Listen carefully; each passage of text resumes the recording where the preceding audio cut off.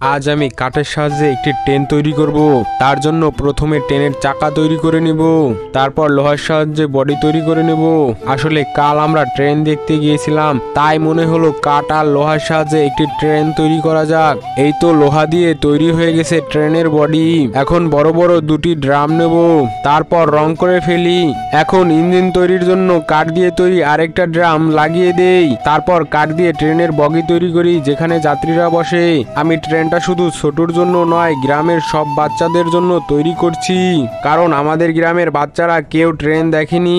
আমি ওদের এই ট্রেনে চড়তে দিলে ওরা অনেক খুশি হবে। আরে এই তো কাঠ দিয়ে ঢাকা হয়ে গেছে ট্রেনটি। এখন রং করে দেই যাতে ট্রেনটি অনেক সুন্দর দেখা যায়। এই তো তৈরি হয়ে গেছে ট্রেনটি। এই সবাই ট্রেনে ওঠো, তোমাদের জন্য এই ট্রেনটি তৈরি করেছি। কেমন হয়েছে ট্রেনটি বলো তো? অনেক সুন্দর হয়েছে।